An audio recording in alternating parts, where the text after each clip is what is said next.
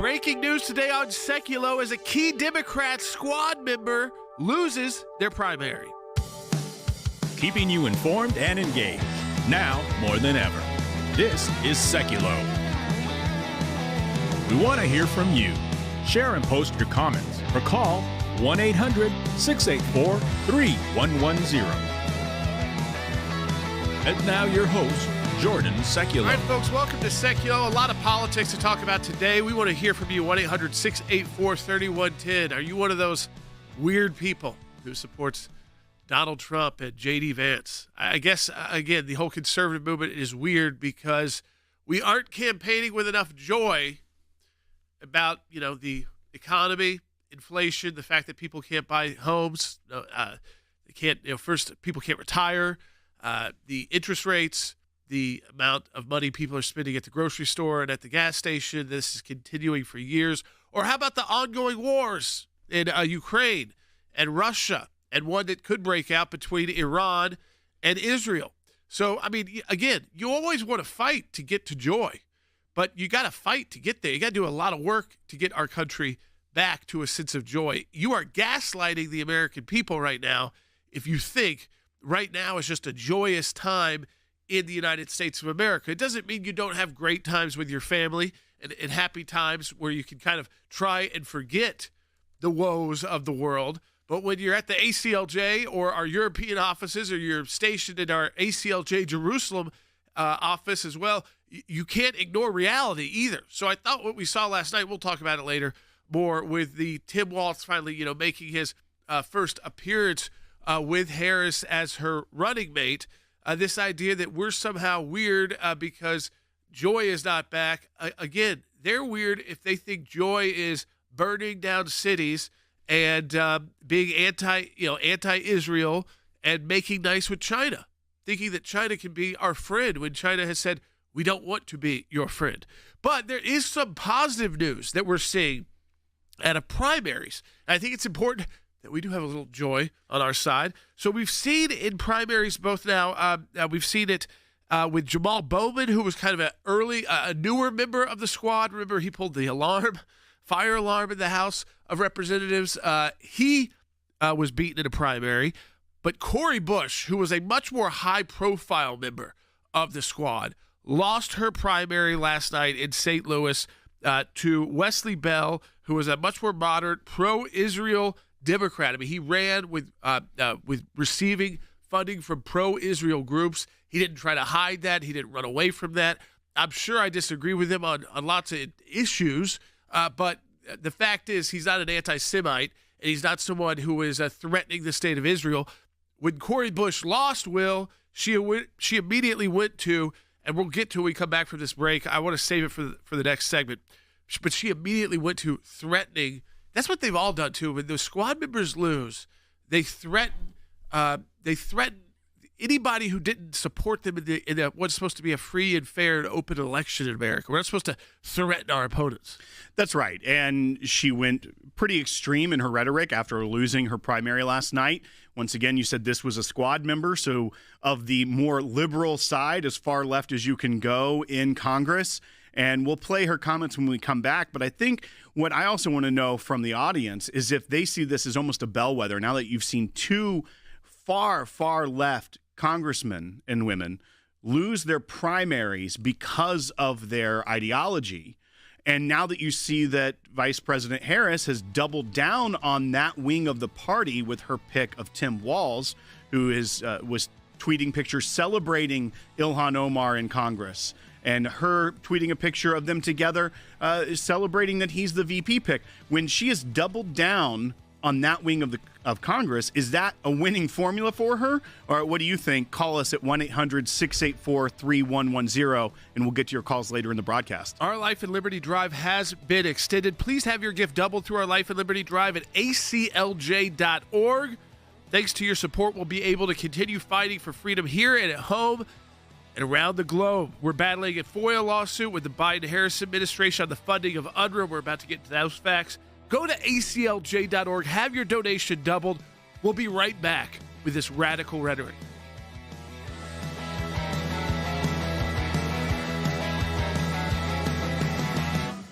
For For the second time this year, a member of the Progressive Democratic Congressional Group, known as the Squad, lost a primary election. Missouri Representative Cori Bush was defeated yesterday by St. Louis prosecutor Wesley Bell. It was just one of a handful of primary races across the country that we were watching last night in states including Michigan, Missouri, Kansas, and Washington. This isn't just about campaigning and adults talking and negative messaging, but our kids are watching. Yes, they are. Yes. And what we say matters. This district is ready for better and more accountable representation in Washington, D.C. Progressives should actually make progress. Bell getting the win thanks in part to the backing of several pro-Israel groups. Bush is now the second Squad member to lose their primary after Congressman Jamal Bowman suffered a similar loss to a pro-Israel Democrat in New York. Millions were spent trying to defeat her in this primary by a group linked to the American Israel Public Affairs Committee. That's hard to not see as a factor in the loss that we saw last night. And I think the message sent, Jamal Bowman, an embarrassment to New York, gone. And now Cori Bush never backed off her anti-police, defund the police rhetoric. Every time that Joe Biden would say, I'm not for that, my party's not for that, she'd go, oh, yes, I am. Right. Now she's gone. About $7 million in outside money from pro-Israel groups trying to either lift Bell's name or bloody Bush's name, trying to beat up her poll numbers. You look at that, and the last poll we saw from one of those groups said about a 6-point spread. Here we are, 5.5 points off or so. It looks like that last poll ended up being just about on the nose. Even though we thought maybe Cori Bush was going to outperform that poll, this is really a decisive victory for Bell and topples someone who had just recently toppled a long-time incumbent in that first congressional district.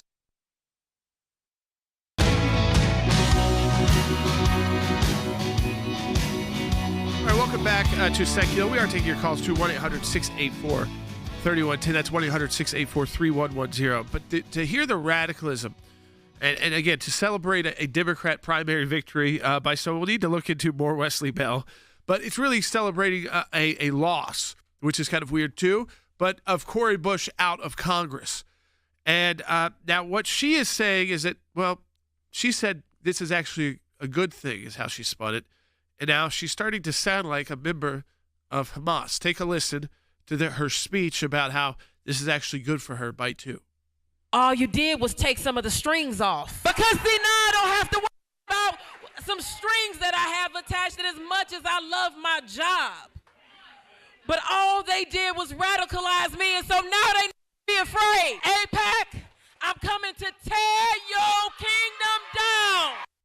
I mean, AIPAC, again, a pro-Israel bipartisan group in Washington that is very moderate on the issue. It is, I would say, even like the ACLJ were more outspoken on some of the more controversial issues with Israel. We also don't take a lot of time. We do our work. We do the legal work. We defend Israel. We have that position.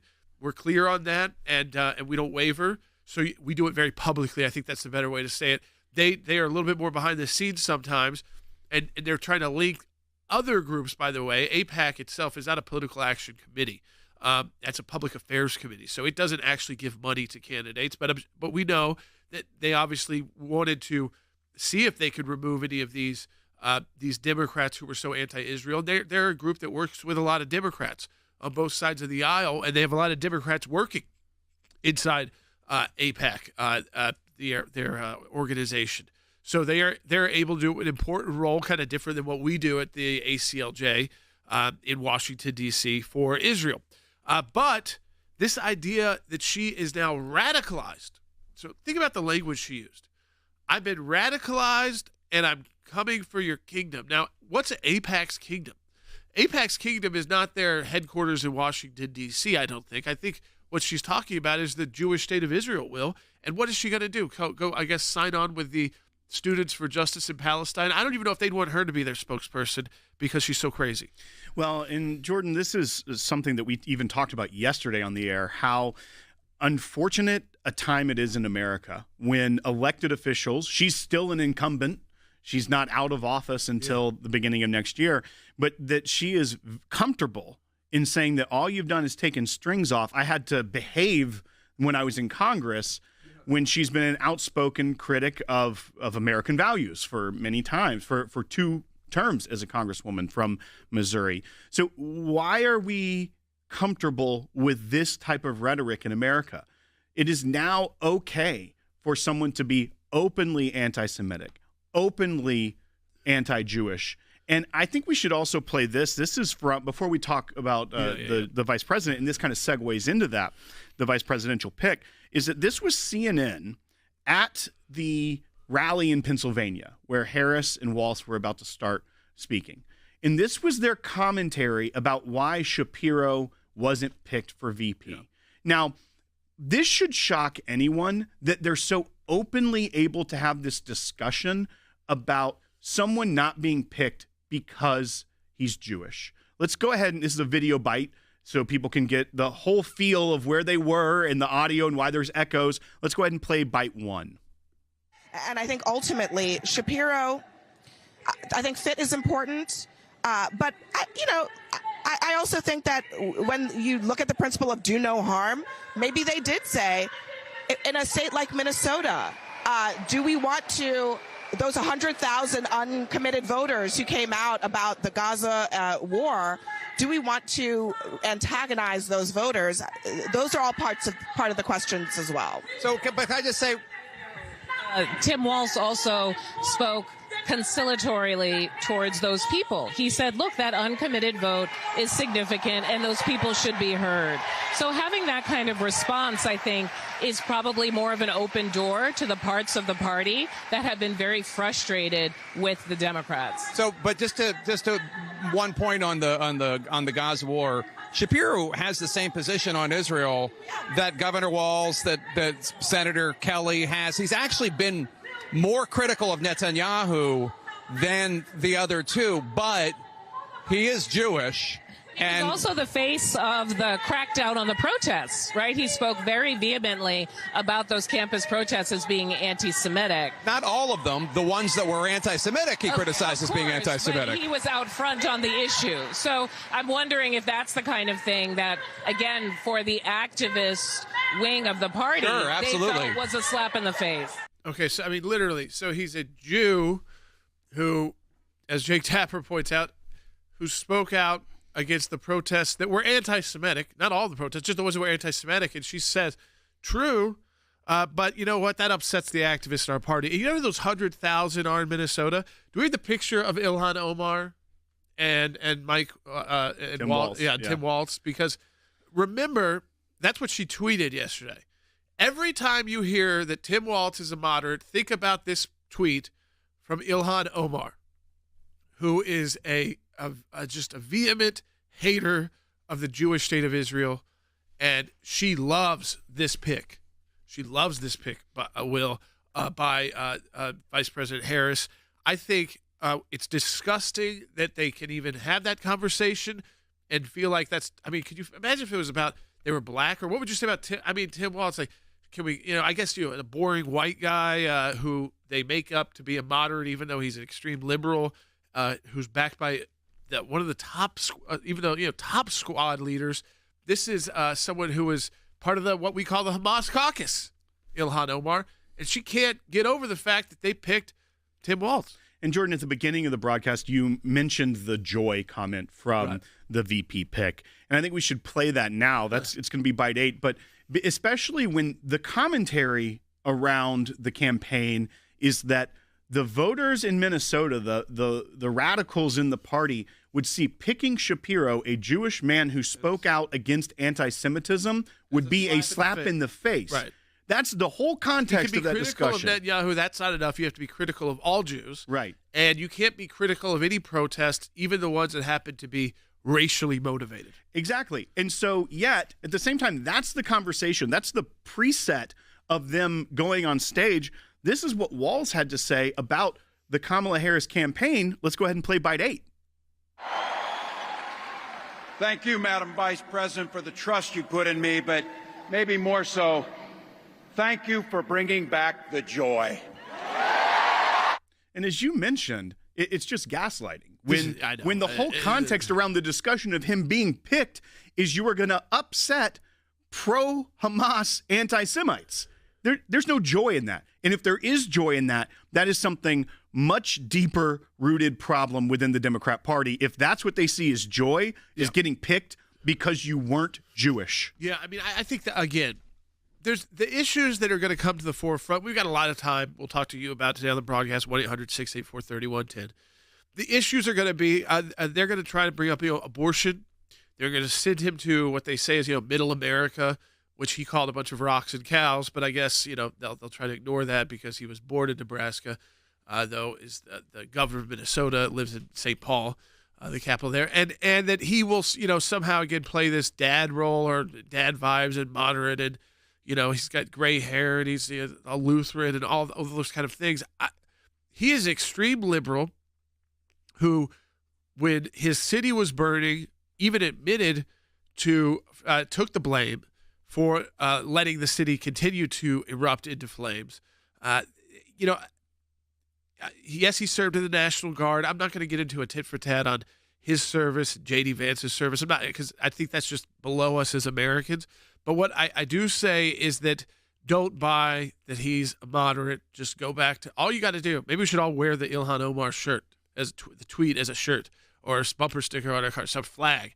Because that's all you have to do to remind people is who are the people that were most excited about his pick. And it was the Hamas caucus that came out immediately in support of Tim Walz. We're taking your phone calls at 1-800-684-3110. That's 1-800-684-3110. And we say that while a UN probe has found that 9 employees at UNRWA, which is the UN Relief and Works Agency inside the Gaza Strip, 9 of them were involved in the October 7th attack. So the UN was paying with dollars, of course, that we spend to the UN for Hamas to carry out that brutal attack. Now, remember, this goes back to very early on in the investigation that about 90% of those who worked for UNRWA at least had a family member, immediate family member, who was part of Hamas and part of the Hamas militant wing.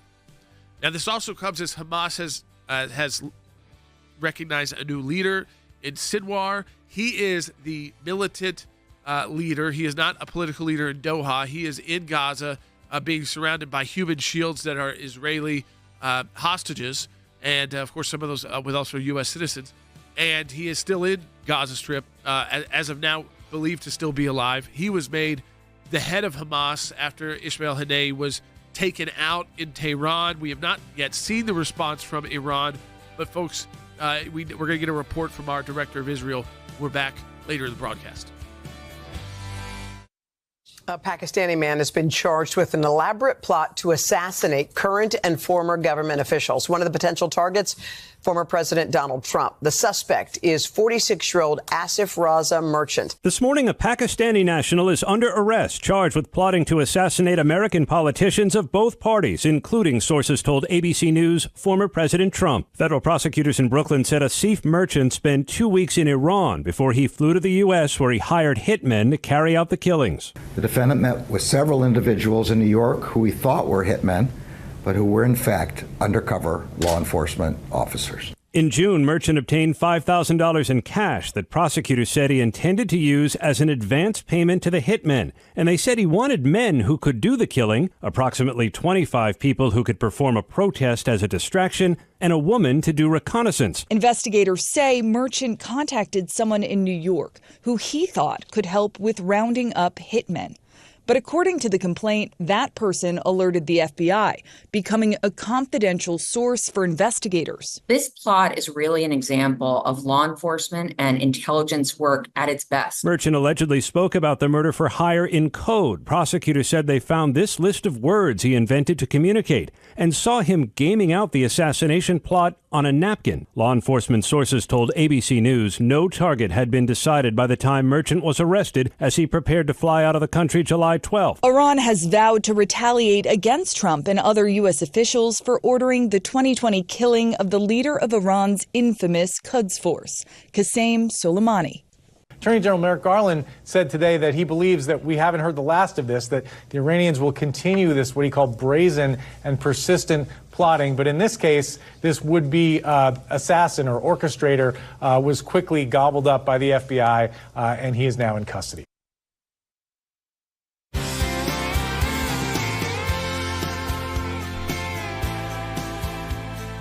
right, folks, welcome back to Seculo. So as we have the Hamas caucus solidly behind Harris Walz's ticket, we know that now with both the tweet from AOC and from Ilhan Omar, who is from Minnesota.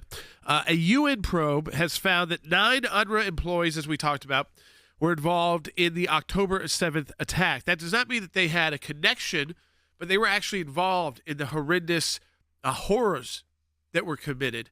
Atrocities that were committed, the human rights violations, the war crimes, or whatever you want to call them. It lists, you could kind of list multiple different kinds of crimes, international crimes that were committed there, and of course, just terrorism generally on Israeli citizens and children, and whether they were kidnapped children who are still in custody, whether they were families that were executed, babies that were executed, women who were raped and then executed.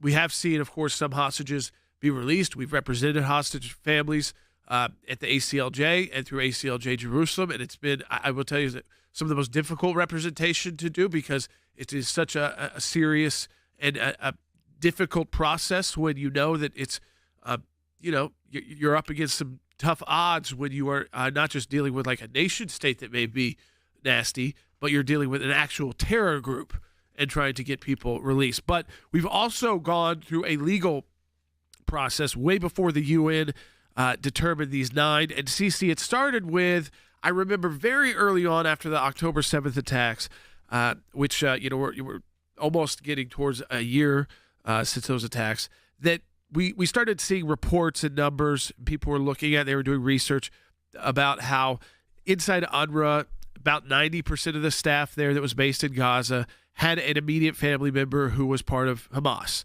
And then we started filing our own legal work. And I want you to update people about what the ACLJ is doing here in the U.S. as well. Yeah. So with the UN, we started first off there. We've known about UNRWA and the United Relief and Works UN Relief and Works Agency. We've known about their problems and their ties to Hamas for a long time. So we started right after the October 7th attack. We demanded that the Secretary General of the United Nations conduct an investigation and actually do an investigation into UNRWA and all these allegations that they were directly involved with the October 7th attack. And so that did happen. That started in January, and this is the report that they have released now that, they investigated 19 and that they have fired 9. But let me just put some other facts to that letter that they wrote.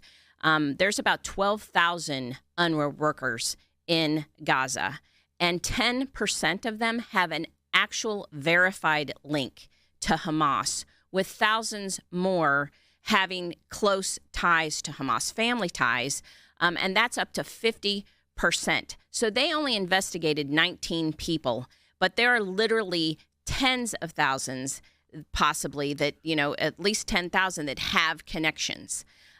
So their statement was very telling, too. He said, UNRWA is committed to continuing upholding the fundamental principles and values of the United Nations, including the humanitarian principle of neutrality. And this is ridiculous because this is not neutrality. These are people that went in, murdered children, tortured children and women, and took them hostage. And so we would hope that they would do more. So anyway, after that, we also filed a FOIA, a Freedom of Information Act, with our State Department. And we literally asked for records pertaining to the United States Department of State and UNRWA and any employee of UNRWA involved in acts in support of Hamas in the attack on Israel on October 7th. And that produced over 58,000 records. The Department of State said it would take them 150 years to process our request.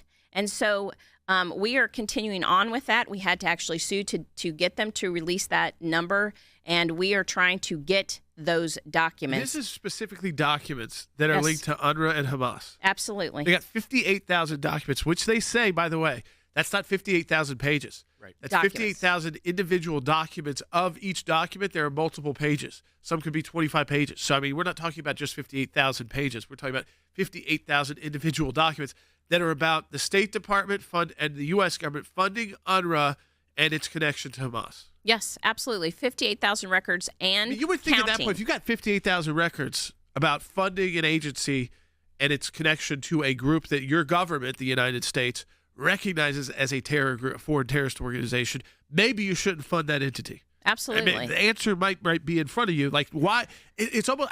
I'm grateful that ACLJ is able to do this work, but it's like their answer. They already have the answer. The answer is this agency has been infiltrated by a terrorist group. If you want to try and do something, you're going to have to do something new, because going through the old way at the UN is just giving money to terrorists. Right, absolutely. And the U.S. request, taxpayer money to that's terrorists. right. And the request was very specific. We talked about any employee of UNRWA involved in acts in support of Hamas in the attack on Israel on October 7th. There's 58,000 documents and related counting. to that. And counting, yes, You know, which would take them, they said, over 150 years to process. Folks, so that tells you they have the evidence. And this is why we're battling at this FOIA lawsuit over the administration's funding of UNRWA after its employees helped carry out the October 7th attack. As you just heard from Assisi, I mean, this is growing, and this is directly related to UNRWA employees connected to the October 7th attacks, and the State Department has over 58,000 responsive documents, not pages, documents. So probably imagine the average of those is 5 pages or something. That's 250,000 pages. But some's going to be more. They tell you, oh, it would take us 150 years to get to this. How about that answer is right in front of you already?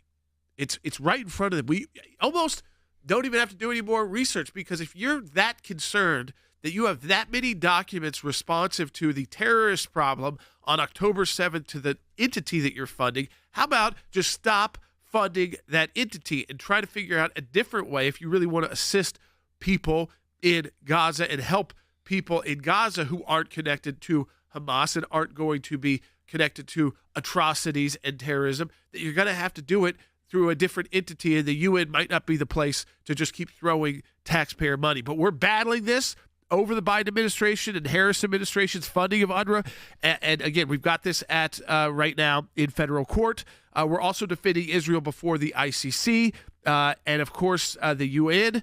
As Iran, at any moment, they're putting out tweets that, their response on the killing of Ismail Haniyeh could come at any time. One tweet from the leader of Hezbollah said it could be today, could be tomorrow, could be next week, is again, so also threats from Iranian proxies that are even closer to Israel. We are fighting left-wing radicalism in courts all across the U.S., including a major case defending prayer, and we do need you at the ACLJ. Your donations are felt by those under attacks around the globe. Please keep us in these fights and have your gifts doubled today at aclj.org, because I think what you saw last night, too.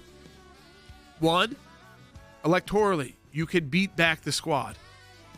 But one of the squad's favorite governors got picked to be the VP nominee in one of the major parties. It's either going to be Donald Trump or Harris that become president, right, in a few months from now. And that election will happen, in a few months, 100 days. I think we're away. Exactly 100 days. So the squad has got their VP candidate in place in one of the major parties. We've got to double down in our fight to save our country and our allies who are so important in the fight on terror. Donate today at aclj.org and double the impact of your donation. We'll be right back. Last summer, we launched our first ever ACLJ Life and Liberty Drive. We never could have imagined how much you, our ACLJ members and ACLJ champions, would exceed our expectations, and we can't thank you enough. We'd love to tell you that 1 year later, threats to life and liberty are no more. Sadly, the radical left is relentlessly doing everything it can to destroy the very foundations of this great nation: life, religious liberty, and the Constitution. The good news is your ACLJ team has not slowed down. We continue to fight in courtrooms across the country, including the Supreme Court, to defend your freedoms and to save innocent babies. And we're proud to announce the return of the ACLJ Life and Liberty Drive. Right now, your tax-deductible gift will be doubled, dollar for dollar, doubling your impact to defend your freedoms and help save innocent lives. Go to aclj.org right now and join us in this fight. Keeping you informed and engaged, now more than ever. This is Seculo. And now your host, Jordan Seculo. All right, welcome back to Seculo, folks. We are taking your calls to 1-800-684-3110, this second half hour of the broadcast. Will Haynes, our executive producer, of course, in the studio, is with me as well. Talking politics. Of course, some of those politics involve Israel because, well, it came up last night, and we're going to talk about with Jeff Balbon, who oversees ACLJ Jerusalem, is our director there. It came up last night on CNN before Tim Walz and Harris took the stage. The pick was probably made because he wasn't Jewish, and that would have excluded some of the other potential VP candidates, most notably the Pennsylvania Governor Shapiro, who got a lot of nice words said about him by Walz. But I think, again, that's because they're trying to make it not be about that, even though they openly said it's because, well, he supports Israel and he also was against anti-Semitic protests. Not all protests, by the way, on college campuses, like most people were when they were taking over college campuses on behalf of Palestinian causes, but the ones that were directly, calling for, they were going after Jewish students and Jewish professors. So he spoke up, and that alone upset the activist wing of the Democrat Party. So we've got those issues to discuss as well, and of course, again, this idea that they're so full of joy. But when I see their activists, they don't seem full of joy. They seem full of hate. They're burning American flags in Washington, D.C. They're taking over college campuses. Lord knows what it's going to be like this fall when colleges start going back very soon. I mean, is it going to be an activist fall? It is Tim Walz, the thank you to the squad because of Ilhan Omar's tweet, which I will keep showing until Election Day, because she does not usually have a lot of kind words for Harris or Joe Biden, but she loves Tim Walz. So you think he's a moderate? If Ilhan Omar was one of the first ones out praising how great it was that Harris made this selection, they made this selection to I think, please the activist anti-Israel wing of the Democrat Party, which is growing, even though one of their leaders in the squad was beat. So in the primaries, you could beat them, like Cori Bush was beat. But now she's using terms like, I've been radicalized, and I'm coming after AIPAC's kingdom. So she's coming after Jews, I guess, is what she's really saying. I mean, well, all of this combined, I do want to take calls to 1-800-684-3110, but it's weird. So on the one hand, they're saying they're the ones full of joy. We're not, but yet they're the ones burning American flags in the streets. That's right. It's as you said, it's gaslighting the American people. It's saying that we are about something that we're not. Everything that we've seen. Is your balance better? Are your 401ks better? Is it easier to buy a home right now? Is it easier to buy food? Is it easier to buy gas? If the answer to all of that is no, then it's not a time of joy for most Americans. And just by putting a white guy, middle American, on the ticket doesn't make him a moderate. It doesn't bring joy to Americans, because his policies are the same policies that make interest rates go up, gas prices go up, because they hate the fossil fuel industry. I mean, this was a governor who wanted to go all electric, but unfortunately, and nothing against electric cars. I got to drive the Cybertruck. Pretty awesome, I have to say. Pretty awesome. The kids loved it. I would say my son, he liked one of the features, the whoopee cushion feature. I'll say it that way, very nicely. And it's cool. Very cool technology. But if you live in Minnesota and, the temperatures go below zero oft every year, it's not like a once in a 10-year thing there. It's regular. It just doesn't work yet. It's not ready for that. It's to be a reliable place. And they don't even they don't live in reality is the problem. And we all do. And the reality is things aren't great. It doesn't mean you don't have joy at church, joy in your faith, joy with your family. But you also have to be concerned because there's political violence is up. Donald Trump was shot at a political rally, and one person attending that rally was shot and killed. maybe that's why the joy is not so high with the American people when they see their flag being burned by fellow Americans who are supporting Hezbollah and Hamas. How about support the work of the ACLJ? Get America back on track. ACLJ.org. Double your donation today. ACLJ.org. For the second time this year, a member of the Progressive Democratic Congressional Group, known as the Squad, lost a primary election. Missouri Representative Cori Bush was defeated yesterday by St. Louis prosecutor Wesley Bell. It was just one of a handful of primary races across the country that we were watching last night in states including Michigan, Missouri, Kansas, and Washington. This isn't just about campaigning and adults talking and negative messaging, but our kids are watching. Yes, they are. Yes. And what we say matters. This district is ready for better and more accountable representation in Washington, D.C. Progressives should actually make progress. Bell getting the win thanks in part to the backing of several pro-Israel groups. Bush is now the second squad member to lose their primary after Congressman Jamal Bowman suffered a similar loss to a pro-Israel Democrat in New York. Millions were spent trying to defeat her in this primary by a group linked to the American Israel Public Affairs Committee. That's hard to not see as a factor in the loss that we saw last night. And I think the message sent, Jamal Bowman, an embarrassment to New York, gone. And now Cori Bush never backed off her anti-police, defund the police rhetoric. Every time that Joe Biden would say, I'm not for that, my party's not for that, she'd go, oh, yes, I am. Right. Now she's gone. About $7 million in outside money from pro-Israel groups trying to either lift Bell's name or bloody Bush's name, trying to beat up her poll numbers. You look at that, and the last poll we saw from one of those groups said about a 6-point spread. Here we are, 5.5 points off or so.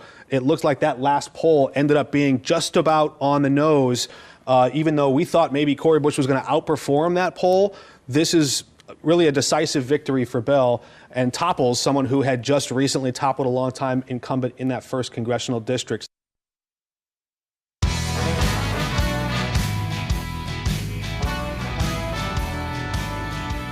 All right, welcome back to Secchio. We are joined by Jeff Balaban, who is the director of our Office of ACLJ Jerusalem. And Jeff, I just wanted to make this personal for a minute for people. It's just a discussion we've had. I think it's totally fine to be open about it because it's in the news.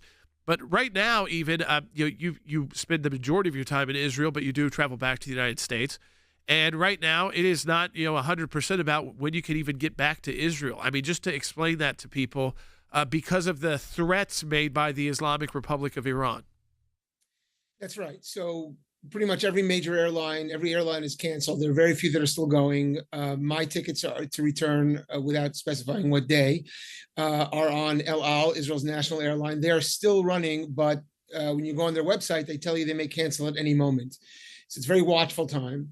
And the other issue is, even on a security level for foreign nationals, Israel is surrounded. There's the Mediterranean Sea on one side, but in terms of if there's conflict, so for embassy personnel, some embassies are picking up and leaving because of these threats. How are you going to get out? I mean, you can go through Jordan. Jordan isn't interested. Syria, Lebanon, which is about to be embroiled in a war, that's the problem. And so it's very difficult at this point. And Israel, really, the Israelis are alone in the world, is what they feel. And the only source of real friendship they have is the American people, and it's not the American administration. And so there's this problem. It's a devastating problem.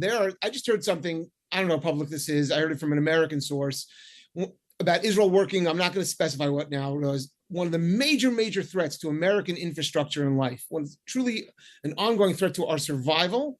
And Israel is apparently coming up with a solution that they're prepared to deploy soon, which might actually be able to help America, literally save America. The fact that Israel exists on the front lines and are fighting this war, like manning the barricades of war in our civilization. Jordan, you just said it. They're burning American flags, right? They want to come after America. And now they want to put a pro-Islamist, vice president into office with a partner, with a president who's already demonstrated antipathy towards Israel and hostility towards Israel. It's all in all, they're fighting the good fight. Thank God ACLJ is fighting this fight on so many levels. What you said, what Sisi was reporting about the FOIA is astonishing. I don't want to bring this back to Israel so they'll understand it. It's a multi-front war, and basically all we can do is fight it on every front that we can. Yeah, I mean, when you're getting Ilhan Omar endorsing you immediately and your vice presidential candidacy, it says it all. I mean, you don't even really have to say anything else for people who are educated about who she is. But I also want to play this for you because, Jeff, I found it so offensive, and I think Jake Tapper even did too. I tried to jump in because CNN started just airing, the anti-Semitism right out before the speeches began last night about, Shapiro and, well, he's Jewish and he supports Israel. And even though he's only been against anti-Semitic protests that were, targeting Americans in the United States and on kids on college campuses and professors, and not all protests even, that were getting out of control, that would be too upsetting to nominate him to the activist wing of one of two major political parties in the United States of America, the Democrat Party. And that is what CNN commentators were discussing moments before Waltz and Harris took the stage. Take a listen or watch.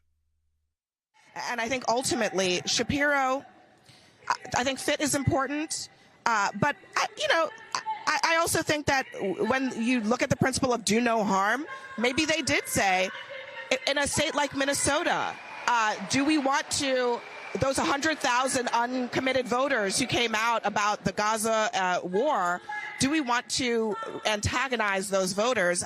Those are all part of the questions as well. So, but can I just say, Tim Walz also spoke conciliatorily towards those people. He said, look, that uncommitted vote is significant and those people should be heard. So having that kind of response, I think, is probably more of an open door to the parts of the party that have been very frustrated with the Democrats. So, but just to one point on the Gaza war, Shapiro has the same position on Israel that Governor Walz, that Senator Kelly has. He's actually been more critical of Netanyahu than the other two, but he is Jewish. And he's also the face of the crackdown on the protests, right? He spoke very vehemently about those campus protests as being anti-Semitic. Not all of them. The ones that were anti-Semitic, he criticized as being anti-Semitic. But he was out front on the issue. So I'm wondering if that's the kind of thing that, again, for the activist wing of the party, they felt was a slap in the face. It makes my blood boil because, Jeff, I mean, I thought I lived in a country where anti-Semitism was something hidden and almost that we had made into, again, not something that you would want to be publicly talking about on cable news before a major announcement from one of the major political parties in America that they made the decision to not upset anti-Semites. This is a party that not that long ago, Jordan, it wasn't 100 years ago, they had an openly observant Jew as vice president, and the people loved it. And then he was tossed out of his party. I'm talking about Joe Lieberman, the late Joe Lieberman. But, here's what the Democrats look like today to me. You think about every major influential group that's come in since Barack Obama. You have DSA, Democratic Socialists of America. They don't want the Jews involved. They say the Jews are the oppressor class. You have Black Lives Matter. They say the Jews have excessive privilege. You have the Women's March. They didn't want the Jews involved. LGBTQ. They don't want the Jews at the Pride March. It's not, you're right, Jordan. It's not the issue of are you pro-Israel or not. They're making it very clear. They don't want Jews in the room with them. And the Democrats have let, and I don't mean everyone is a registered Democrat, God forbid. But Democrats in this country need to know that they need to save their party, take it back from this radicalism because it's destroying America. And you could see by the fact that every one of these interest groups, they want to exclude the Jews just for being Jews. And that's what you're hearing them talking about. Powerful enough to start influencing who you pick as VP. They're too powerful. They're not just fringe members of the party who vote for your party because that's the closest party they have running in national office, Jeff, anymore. I mean, when they become powerful enough to influence who you pick as VP, they have too much of a voice inside your party. And I don't care if I'm talking to Democrats right now or if this happened inside the Republican Party, I'd be doing the same thing and saying the same thing, that you need to do some house cleaning and get that kind of racism out of your party, especially in the United. God, saying that in the United States of America, it's sad that I'm even saying it right now, but it's true. And, the former chief rabbi of England, Lord, he has something very perceptive. He says, when anti-Semitism becomes a danger to a culture, not just to Jews, it's when three things happen. When it moves from the far fringes to the mainstream of a party, that's happened. when the party sees it's not hurt by it, that's what they think is happening, and they need to be hurt by this. And then when people who try to object are vilified. And all of those things are happening now. And you're right, Jordan. Of course, anti-Semitism exists throughout history. It exists on the right, on the left. It's not a political thing. But one of the parties has now embraced it. And as you say, they're letting it choose its candidates. That's what threatens America today. Yeah. And Jeff, again, we appreciate all of the work you're doing for ACLJ Jerusalem and the office too, that the work that we do in Israel, to keep people updated that this is not the majority or all of Americans.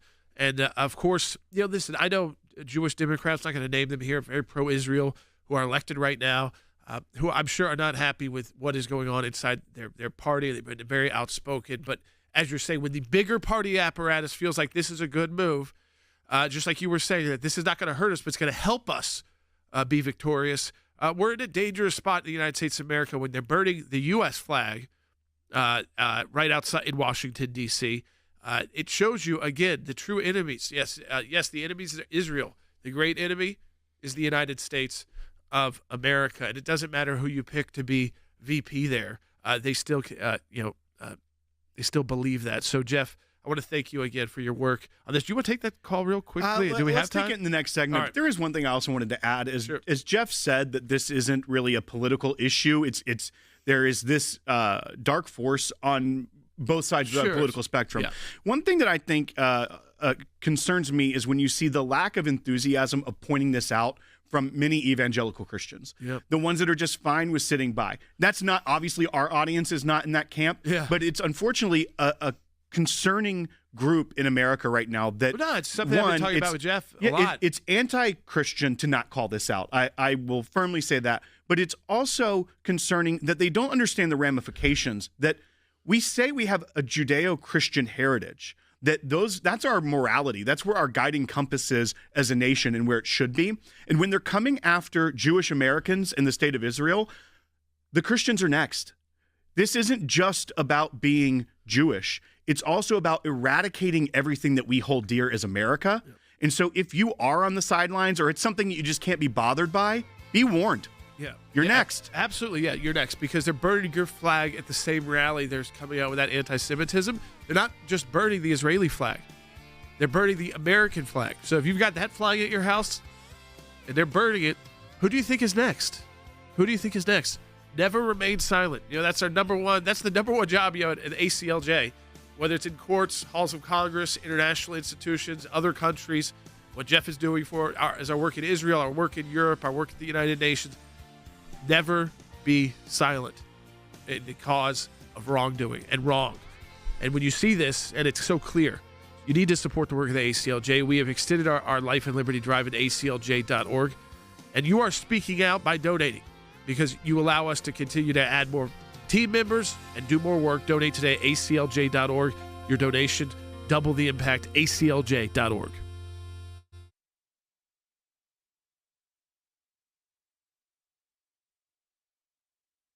Being in the positions that you've been in, I want to get your thoughts. I lived in China, and as I said, I've been there about 30 times, but if someone tells you they're an expert on China, they're probably not telling you the truth, because it's a complex country. But it's critically important for us. I don't fall into the category that China necessarily needs to be an adversarial relationship. I totally disagree. What on earth is he speaking about? We don't get to choose whether they're an adversary. They have chosen to be an adversary. We can see it every day. We can see it with the threats they're posing in the Pacific. We can see it what they're doing here inside the gates, inside the United States. No, Xi Jinping has made China an adversary. And when I hear him say that, this is a model that has failed the United States. We've failed to recognize them as an adversary for the past 40 years. And we've tried to placate them, saying, gosh, if we just sell them more stuff or buy more stuff, they'll be more like us. The truth is they are eating our lunch. They've destroyed tens of thousands of jobs in his home state of Minnesota, stealing manufacturing and intellectual property from the people of Minnesota. To voice that on the American people as the vice president or part of the Harris-Walz team would be devastatingly bad for the American economy and the American worker. And, of course, they had the riots in Minnesota during COVID, the shutdowns, the taxing, the spending. I mean, if you look at it, you kind of go, okay, he actually got a lot of attention, and the state got a lot of attention. Maybe not him, but the state got a lot of attention over the last few years, more than Minnesota maybe would usually get. That's not how I'd want my state to look. It shouldn't surprise you that Ilhan Omar is ecstatic, beside herself, happy that this progressive leftist was picked to be her vice presidential candidate. But for ordinary Americans who aren't particularly political or who aren't following everything breathlessly like so many, I think they're going to see this, and I think they will reject it because they know that, frankly, it's just not good for them.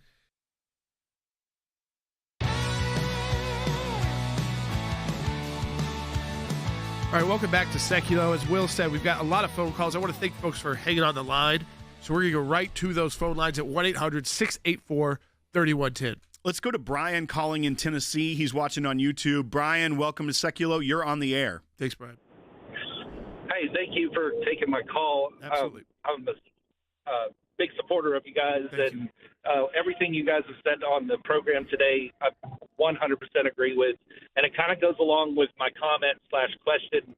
Since October 7th, the government and all of the people here in America just seem to just waking up to a dormant type of hatred that has been going on for anti-Semitism.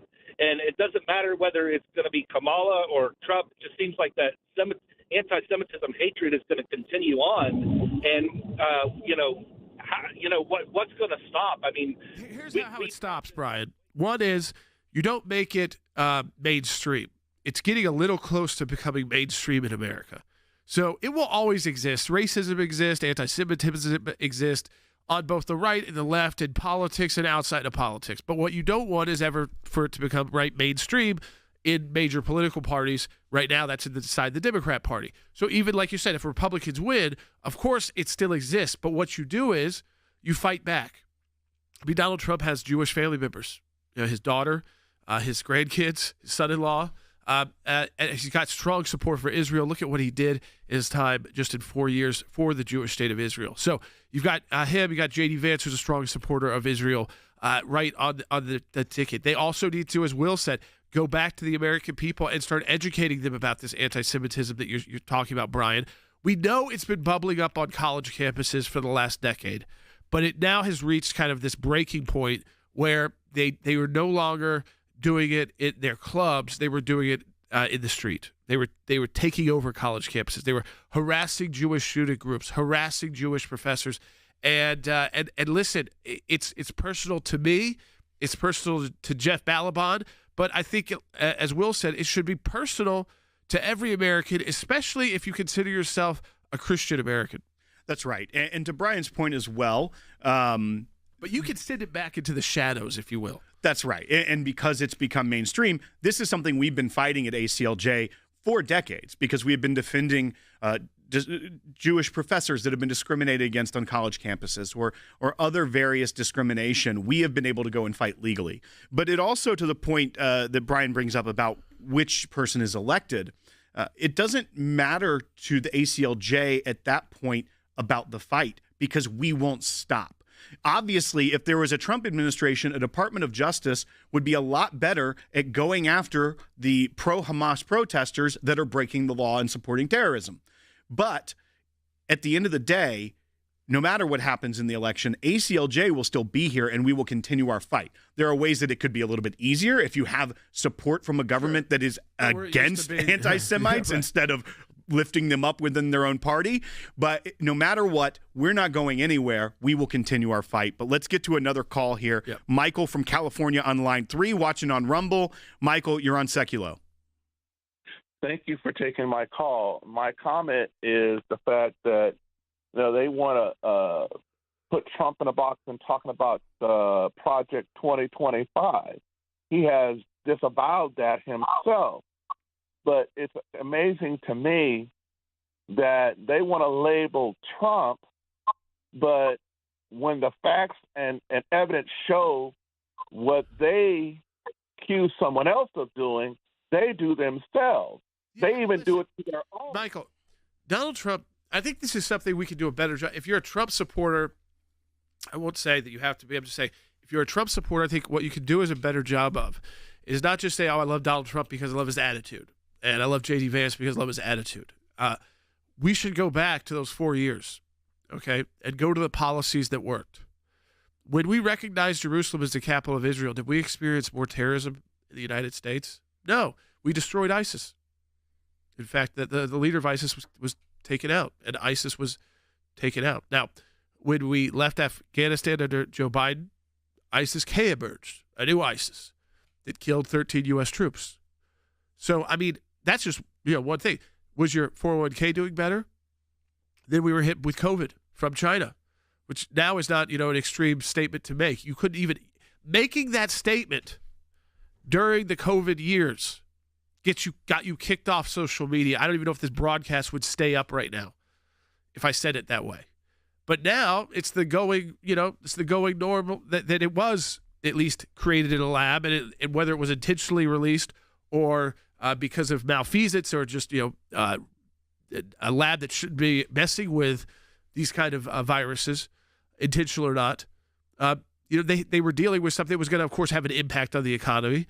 But I think we all saw there was a way out of that. We didn't have to still be stuck in the post-COVID years. I think we still are economically.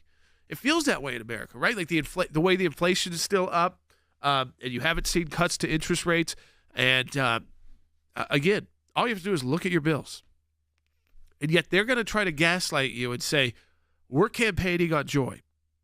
I want to get to joy, but there's a lot of hard work to get to joy. And when I'm talking about joy, I'm talking about joy in the sense of your economy and the big kind of things that are running America. We all should get our joy from our faith, our families, and our friends, where real joy is. It's not with money. It's not even always with government. But the government does have a role to play in making it a little bit easier for us as citizens. That is what they're supposed to be doing, is what's in our best interest. First, it's about making America great. Then we can go make the rest of the world great. And in fact, that's what Donald Trump's policies did. Peace in the Middle East was coming together. My God, peace in the Middle East was coming together with the Gulf states, and it was isolating Iran. And Iran, who could not hit back on Israel, even if they wanted to, and wouldn't even try. Now they will try. They haven't been so successful yet, and I hope and pray to God they won't be. But we saw that Hamas did, one of their proxies. They were very successful. To them, that kind of atrocity on October 7th was success. And you see, again, they are giving nods and winks to that wing of their political party. It's why we have to speak out. It's why we have to do the work that we do at the ACLJ. It's why we're battling both this administration, the Biden-Harris administration. It's why we're battling at the United Nations. It's why, as Christians, you need to speak up as well on anti-Semitism. I mean, we're not going to be a country full of joy if we're a country full of hate to our allies. We are not going to be a country full of joy when we're burning our own flag in the streets of Washington, D.C., because of an anti-Semitism. You're not going to be a country of joy if that becomes mainstream. It's not a country of joy if Democrats, presidential candidates, have to pick their nominee because they don't want to upset anti-Semites in their party. So they can't pick a Jewish nominee, even if he's been critical of some decisions by an Israeli president. That's not enough because he's Jewish and he's against anti-Semitism. He was a leader against anti-Semitism, and so he cannot be VP nominee. And they say that on CNN. That's not hidden away in some Democrat chat room.